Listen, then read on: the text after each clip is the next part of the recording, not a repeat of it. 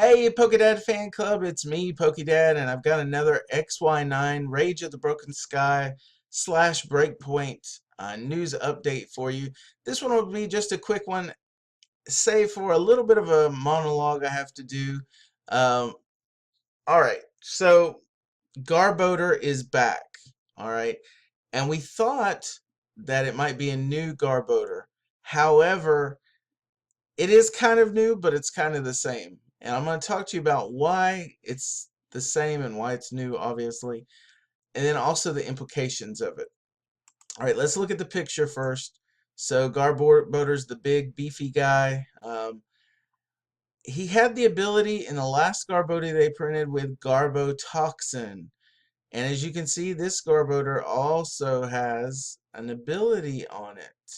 All right, is it Garbotoxin? Yes, it is. It's the ability Garbotoxin.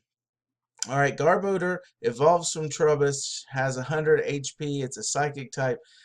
For those of you that are new that have maybe never seen the Garbotoxin ability, it's one of those abilities that a lot of people really hate. So let's just look at it.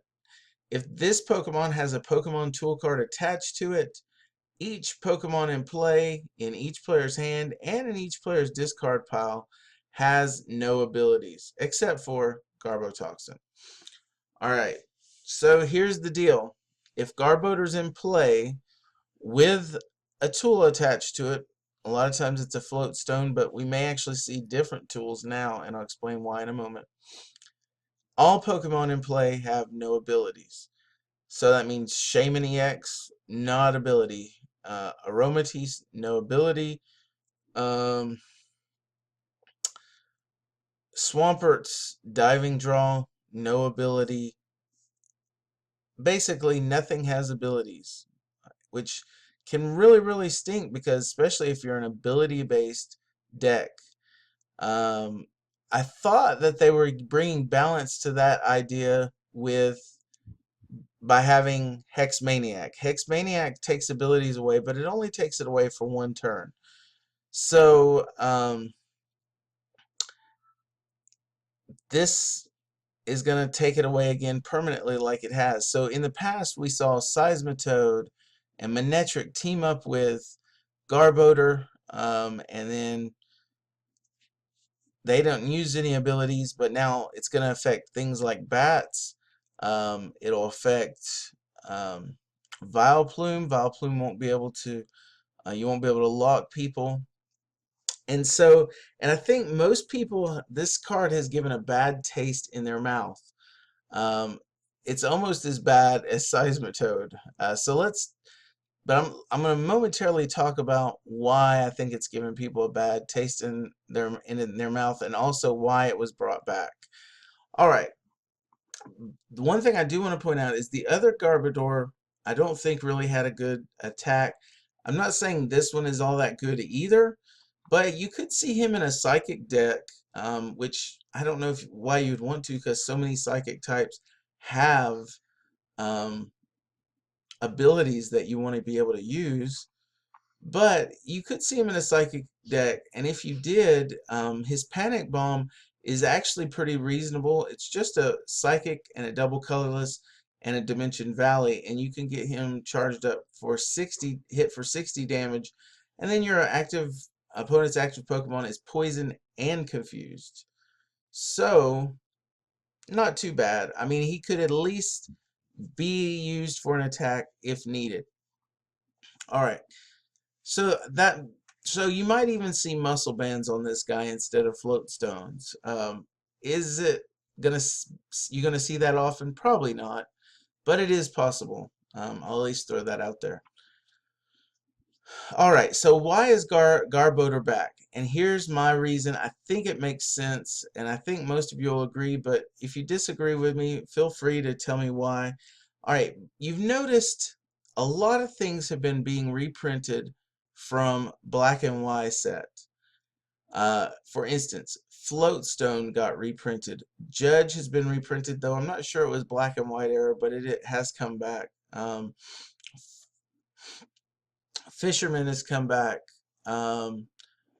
you've seen the Mewtwo and the Darkrai battle decks, which have so many of the old cards from Black and White that have been reprinted, including Mewtwo and Darkrai, which are very staples in expanded form. You've seen Ends in there, and just a lot of the old cards being rebrought out in those two decks. And then last set, like I said, Floatstone. In this set, you're seeing Garbodor. So we're seeing a lot of reprints of older cards. What that tells me is that they really want to give new players a chance to compete at regionals. See, the thing is regionals is now an expanded format.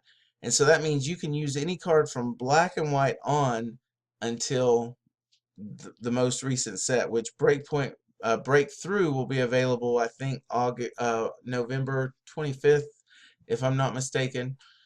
So Floatstone will be reused again in Standard, but a lot of people use Floatstone in Expanded, and so now you'll be able to use Floatstone in your Expanded. And so what they did is they knew that there would be a little bit of backlash from, especially from newer players that wanted to be able to compete in regionals but didn't have the expanded cards and were at a little bit of a disadvantage.